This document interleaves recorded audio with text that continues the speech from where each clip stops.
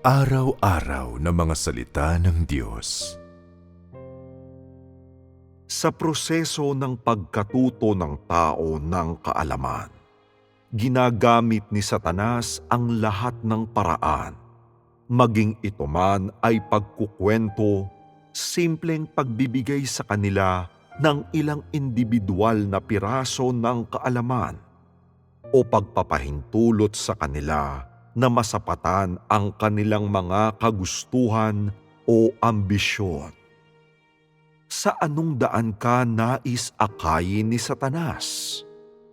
Iniisip ng mga tao na walang mali sa pagkatuto ng kaalaman, na ito ay ganap na natural, upang ilagay ito sa paraang nakakaakit pakinggan.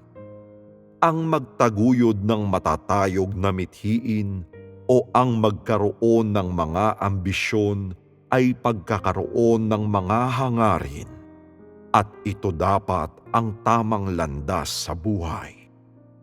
Hindi ba mas maluwalhating paraan para sa mga tao na mabuhay kung matatanto nila ang kanilang sariling mga mithiin o matagumpay na makapagtatag ng isang karera sa kanilang buhay?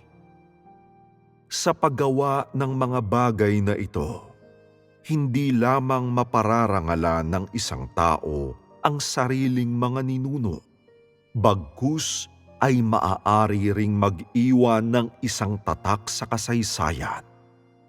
Hindi ba ito isang mabuting bagay? Ito ay isang mabuting bagay sa mga mata ng mga taong makamundo, at sa kanila ay dapat itong maging angkop at positibo. Si Satanas ba, gayunpaman, kasama ang masasamang motibo nito, ay dinadala lang ang mga tao sa ganitong uri ng daan at pagkatapos ay ganoon na lamang? Siyempre hindi. Sa katunayan, gaano man katayog ang mga mithiin ng tao, gaano man kamakatotohanan ang mga pagnanais ng tao, o gaano man maaaring kaangkop ang mga ito, ang lahat ng ninanais matamo ng tao, ang lahat ng hinahanap ng tao, ay pawang nauugnay sa dalawang salita. Ang dalawang salitang ito ay lubhang mahalaga sa buhay ng bawat tao. At ang mga ito ay mga bagay na binabalak na ikintal ni Satanas sa tao. Ano ang dalawang salitang ito? Ang mga ito ay katanyagan at pakinabang. Si Satanas ay gumagamit ng isang napakatusong uri ng paraan. Isang paraang lubos na kaayo ng mga kuro-kuro ng mga tao na hindi naman radikal, kung saan ay nagiging sanhi na walang kamalayang tanggapin ng mga tao ang uri ng pamumuhay nito, ang mga patakaran nito upang mabuhay at magtatatag ng mga layunin sa buhay at kanilang direksyon sa buhay. At sa ganoon nagkakaroon din sila ng mga ambisyon sa buhay nang hindi namamalayan.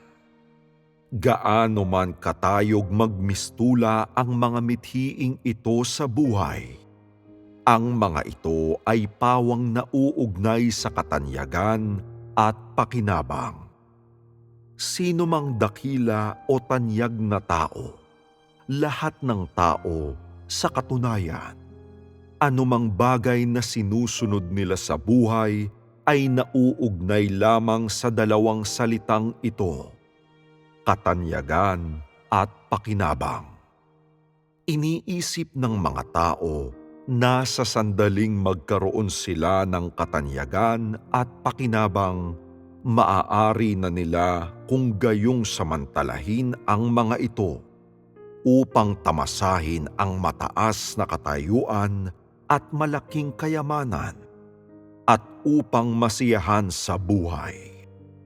Iniisip nila na ang katanyagan at pakinabang ay mga uri ng puhunan na maaari nilang gamitin upang magkamit ng isang buhay na mapaghanap ng kaluguran at walang pakundangan sa pagtatamasa ng laman.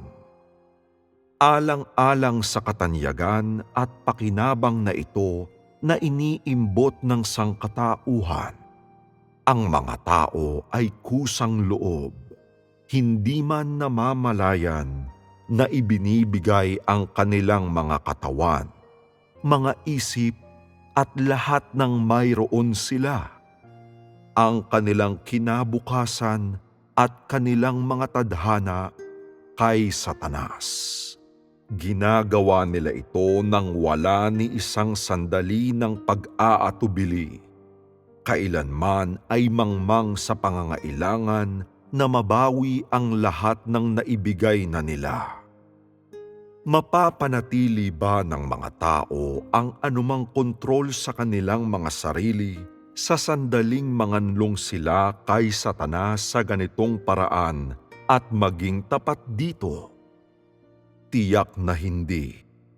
Sila ay ganap at lubos na kontrolado ni Satanas. Sila rin ay ganap at lubos na nalublob sa isang putikan at hindi magawang mapalaya ang kanilang mga sarili. Kapag ang isang tao ay nasadlak sa katanyagan at pakinabang, hindi na nila hinahanap ang maliwanag, ang matuwid, o ang mga bagay na maganda at mabuti. Ito ay dahil sa ang nakatutuksong kapangyarihan na mayroon ang katanyagan at pakinabang sa mga tao ay napakalaki, at ang mga ito ay nagiging mga bagay para hangarin ng mga tao sa buong buhay nila at maging sa walang hanggan ng walang katapusan. Hindi ba ito totoo? Ilang tao ang magsasabing ang pagkatuto ng kaalaman ay katulad lamang ng pagbabasa ng mga aklat o pagkatuto ng ilang bagay na hindi pa nila alam upang hindi mahuli sa mga panahon o hindi mapag-iwanan ng mundo. Ang kaalaman ay pinag-aaralan lamang upang makapaglagay sila ng pagkain sa hapag para sa kanilang sariling kinabukasan o para sa pangunahing mga pangangailangan. Mayroon bang kahit sinong tao ang magtitiis ng isang dekada ng puspusang pag-aaral para lamang sa pangunahing mga pangangailangan? Para lamang lutasin ang usapin ng pagkain? Walang mga taong ganito. Kaya bakit nagpapakahirap ang isang tao sa lahat ng mga taon na ito? Ito ay para sa katanyagan at pakinabang. Ang katanyagan at pakinabang ay naghihintay sa hinaharap para sa kanila. Tumatawag sa kanila at naniniwala sila na sa pamamagitan ng kanilang sariling sipag, mga paghihirap at pagpupunyagi, saka lamang nila masusundan ang daan na magdadala sa kanila sa katanyagan at pakinabang. Ang nasabing tao ay dapat pagdusahan ang mga paghihirap na ito para sa kanilang sariling hinaharap na landas, para sa kanilang hinaharap na kasiyahan at upang magkamit ng mas magandang buhay. Ano naman kaya ang kaalamang ito? Maaari ba ninyong sabihin sa akin? Hindi ba ito ang mga patakaran ng pamumuhay na ikinintal sa mga tao, mga patakarang itinuturo sa kanila ni Satanas sa kalagitnaan ng kanilang pagkatuto ng kaalaman? Hindi ba ito ang matatayog na mithiin ng buhay na ikinintal sa tao ni Satanas? Gaya halimbawa, ang mga ideya ng mga dakilang tao, ang integridad ng mga sikat o matatapang na espiritu ng mga bayani, o ang pagkamaginoo at kabaitan ng mga bida at mga eskrimador sa mga nobela ng sining ng pakikipaglaban. Hindi ba ang lahat ng ito ay paraan kung saan ikinikintal ni Satanas ang mga mithiing ito? Oo, sila nga. Ang mga ideyang ito ay nakakaimpluwensya sa salit-salin lahi, at ang mga tao sa bawat salin lahi ay tinuturuang tanggapin ang mga ideyang ito upang mabuhay para sa mga ideyang ito at hangarin ang mga ito ng walang katapusan. Ito ang daan, ang lagusan, na kung saan ginagamit ni Satanas ang kaalaman upang gawing tiwali ang tao. Kaya pagkatapos akayin ni Satanas ang mga tao sa daang ito, posible pa rin kaya sa kanila na sumamba sa Diyos? Ang kaalaman at ang kaisipan na ikinintal sa tao ni Satanas ay nagtataglay ba ng anumang bagay ukol sa pagsamba sa Diyos? Nagtataglay ba ang mga ito ng anumang bagay na nabibilang sa katotohanan? Naglalaman ba ang mga ito ng anumang bagay tungkol sa pagkatakot sa Diyos at paglayo sa kasamaan? Hindi naglalaman ang mga ito. Tila kayo ay nag-aalinlangan, ngunit hindi mahalaga. Hanggat nakikilala mo na ang katanyagan at pakinabang ay ang dalawang susing salita na ginagamit ni Satanas upang akitin ang mga tao sa landas ng kasamaan, sapat na kung gayon. Suriin natin sandali ang mga napag-usapan natin hanggang ngayon. Ano ang ginagamit ni Satanas upang mapanatili ang tao sa mahigpit nitong kontrol? Katanyagan at pakinabang. Kaya, ginagamit ni Satanas ang katanyagan at pakinabang upang kontrolin ang mga iniisip ng tao, hanggang sa ang naiisip ng mga tao ay pawang katanyagan at pakinabang na lamang. Nagsusumikap sila para sa katanyagan at pakinabang. Nagtitiis ng mga paghihirap para sa katanyagan at pakinabang. Nagbabata ng kahihiyan para sa katanyagan at pakinabang.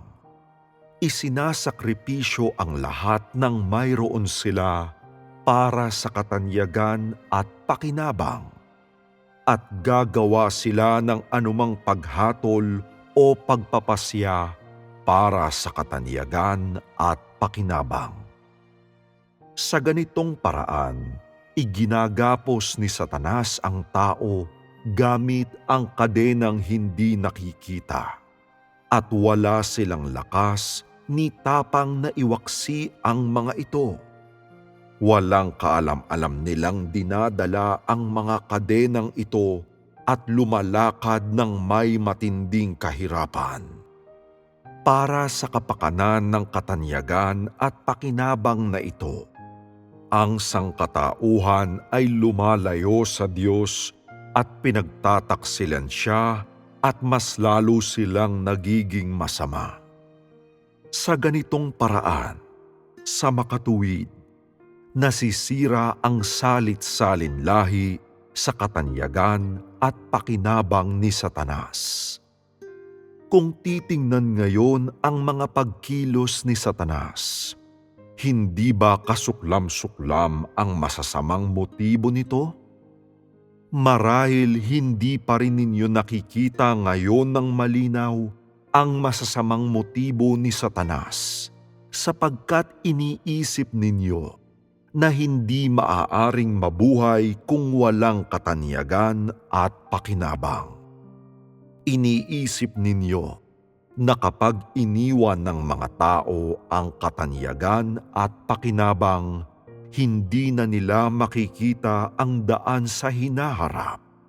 Hindi na makikita ang kanilang mga layunin, na ang kanilang hinaharap ay magiging madilim, malamlam at mapanglaw. Subalit, dahan-dahan, isang araw ay makikilala ninyong lahat na ang katanyagan at pakinabang ay parang halimaw na mga kadena na ginagamit ni Satanas upang igapos ang tao. Hanggang sa sumapit ang araw na iyon, lubusan mong lalabanan ang pagkontrol ni Satanas at lubusang lalabanan ang mga kadena na ginagamit ni Satanas upang igapos ka. Kapag dumating ang oras na nanaisin mong iwaksi ang lahat ng bagay na ikinintal sa iyo ni Satanas, ikaw sa gayon ay ganap na hihiwalay kay Satanas at tunay mong kamumuhian ang lahat ng idinulot sa iyo ni Satanas. Sa gayon lamang magkakaroon ng isang totoong pag-ibig at pananabik sa Diyos ang sangkatauhan.